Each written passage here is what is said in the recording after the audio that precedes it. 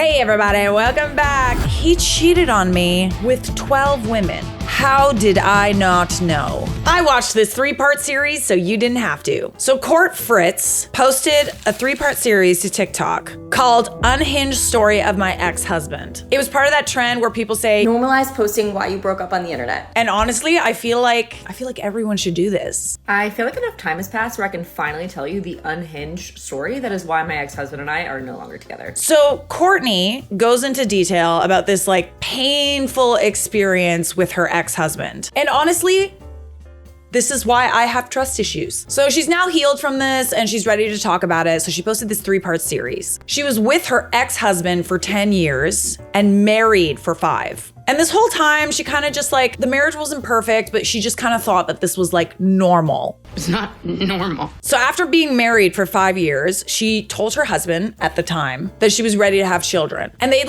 previously talked about wanting kids, but he kept coming up with excuses as to why he didn't want them.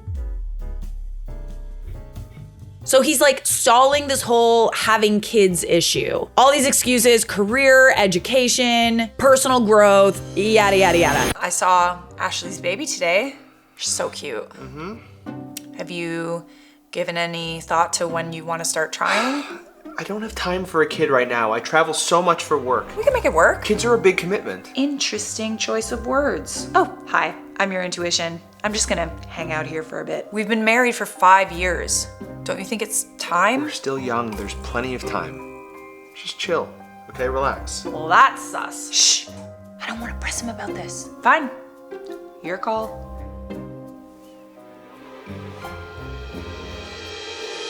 So that's kind of like a beige flag. It's sort of it's a flag where, that's strange. but it's not an overt red flag. But in hindsight, you might look at that and be okay, it makes sense now. We had sold our house because the market was pretty hot. And so we sold our house and he told our realtor that we were getting divorced. So first major red flag, ex-husband is going to the realtor and he's essentially saying, oh yeah, the reason why we're selling the house is because we're getting divorced. This dude waited until the day that they sold their house. Paperwork signed, sealed, delivered. On this day, he finally confessed that he didn't know if he wanted kids or if he just didn't want kids with her. Hey folks, I have a red flag alert. Not the best news to hear. Not information I enjoy hearing. This is not information anyone would enjoy hearing, especially when you've wanted kids your whole life and then, you married someone because you both had similar values, you both decided you wanted kids, and then he kind of changed his mind. It's interesting that he changed his mind and used the words "or not with her." This will be important later. So dude bro had already moved out and was living in his own apartment for a year. And looking back, Courtney realized that he was a master manipulator and gaslighter in her relationship. Remember our favorite word, gaslight? So during this year-long divorce process, Courtney is kind of reaching out to all the women that she was there's something going on here, but we'll just chalk it up to a hunch. So she starts reaching out to all these women for closure, including one woman her husband referred to as like a sister. The woman that he told her not to worry about. This woman had been in a relationship with him for 5 years. 5 years. So this relationship was occurring for the entire duration of the marriage.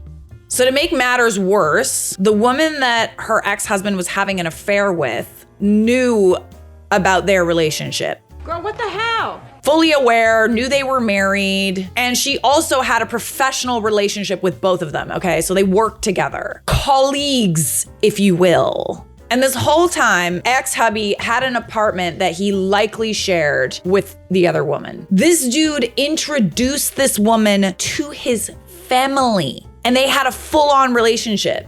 Clearly, if you're married, your families are intertwined, How can you be married for that long and your husband's family knows about something going on and they don't tell you a thing? And then she told me that he had cheated on her and she gave me a list of 5 people. Oh, there's a big surprise. As if one affair isn't enough, he cheated on both Courtney and said affair partner with at least 5 other women. At least 2 of those women got pregnant, but neither of them went through with their pregnancies. Not sure if they like had an inkling about this guy, but like, I also would not want a baby with a married man. With all these women, it wasn't like they were all aware of the marriage and, you know, they were all just kind of like crappy people. This dude faked divorce papers to prove to these women, and I say that in bunny ears, he was divorced and no longer with his wife. He forged Courtney's signatures on the divorce papers. The lengths that this dude went to like keep up this sham is diabolical. He like never posted us on social media. He said like, you know, it's our relationship. We need to keep it to ourselves. We should be private. Like, I know that some people watching this channel are like, Oh, I don't have social media. Like, it's not a red flag. you know, he's not posting you on social media. I stand by my judgment. If he's not posting you on social media, he's trying to appear single. It's kind of like they're trying to maintain appearances for people that might look them up. Like maybe he's on dating apps and that's how he's meeting people. Or maybe he meets them out and like shares social media and like, what's your Snapchat? Like that kind of thing. And then obviously when you go to that guy's social media to creep, which obviously we do because we're psycho, but we are only psycho because we have been driven to a point where we have to do background checks on people. Like, you know, we're gonna look you up. So the way to avoid any sort of like indiscretions where people start questioning, oh, are you in a relationship? He doesn't post his relationship online. So I'm saying right now, if you in a relationship and you want to make your partner feel secure, post your partner on social media. If that's the only thing you post. And if you're with someone who doesn't post you on social media, I'm not saying they're cheating, but it could be a beige leaning red flag. Just saying. I can understand like not wanting to post kids on social media for privacy, but like, whose privacy are we talking about? Bestie, whose privacy are we talking about?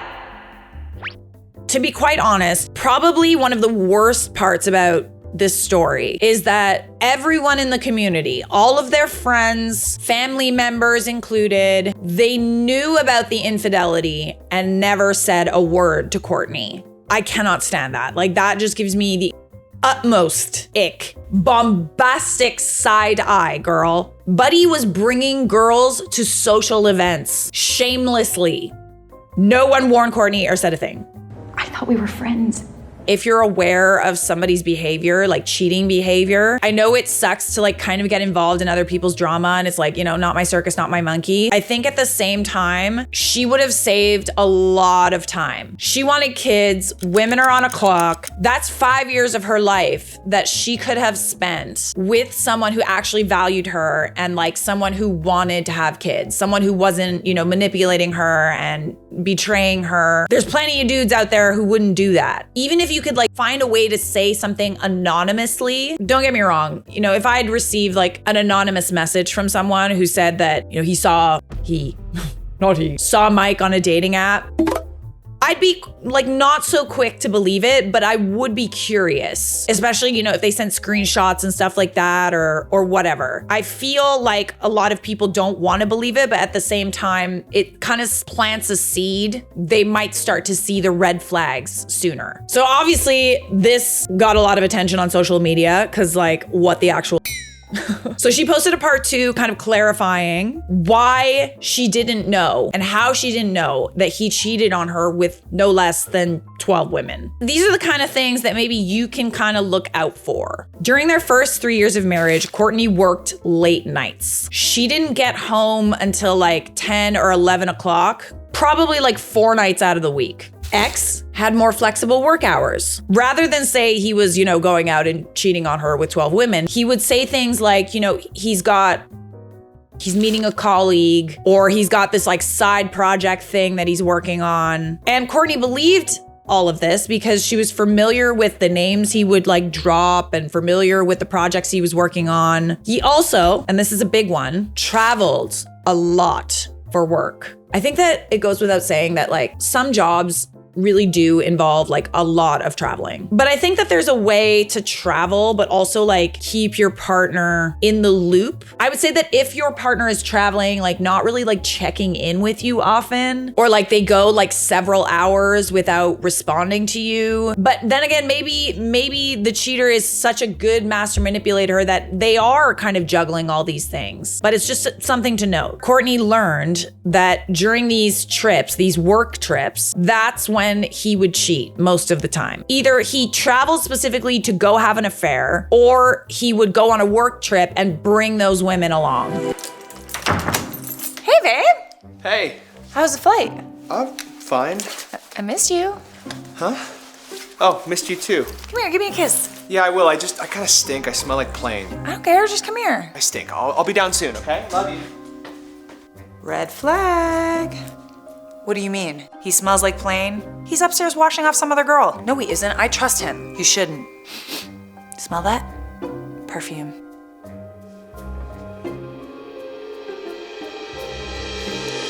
I think that we would all like to think that we would do better in a situation like this. We could see the signs, and obviously we're hearing those things, and it's like, Duh, like what? Of course he cheated. He was traveling for work. it's not that simple. When you are in a relationship with someone who's very good at manipulating, and it's a lot more common than you would think, you sometimes just don't see those red flags. They're lying all the time. For example, she caught him texting other women, and when, she asked for an explanation, he would give these like detailed responses saying it was, work related. Women are in the workplace now. He always had context. He always had, specific projects that he was able to like explain. After like a long detailed explanation like that, it's kind of hard to like not believe them. You don't always know you're being gaslighted, but you start to recognize the feeling and like kind of the aftermath of the feeling of being gaslighted. She was gaslighted a lot by this guy. When you're being gaslighted, you start to doubt your own feelings. And that's not only because, they provide detailed, really explicit explanations for everything, but they make you feel guilty. That's a big one for questioning them. They play the victim. They turn it around on you, where all of a sudden you're confronting them with something that has hurt you, and they find a way to like twist it and make it your fault. It's kind of a horrible thing, right? Because like you don't want to like hurt people, and hurting people hurts you, right? When someone knows that you're an empath and they know that that's how they get you, they use that guilt to kind of make you forget about why you're questioning them in the first place.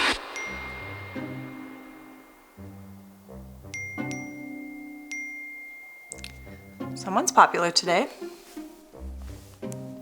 Who's Katie?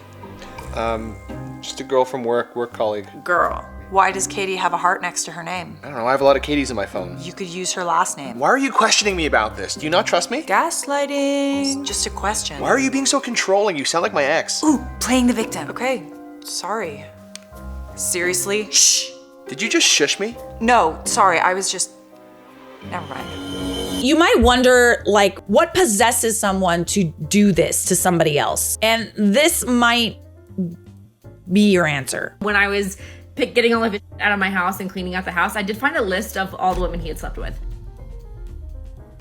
I'm just saying, this is kind of like a trophy. Dude had a list. He had a list. So the physical list confirmed that he was not only cheating during their marriage, but during their engagement and their dating period. Once he was confronted with the evidence, he did actually admit to that. I like to give people the benefit of the doubt. I think it's good to be receptive and open, like to not just initially think everybody's a total dickhead. Like, I know that you watch these videos and you're like, I'm scared of people. Like, this is why I don't leave my house. It's okay to like give people the benefit of the doubt and like trust that like most people inherently are good people. But I firmly believe that you are not truly a friend and you are not truly like in a relationship with someone until you have conflict. It's always in the moments during conflict where you understand the most about a person. How they handle conflict and how they come away from that conflict says everything about a person. So just like start a fight with your boyfriend, see what happens. Don't do that,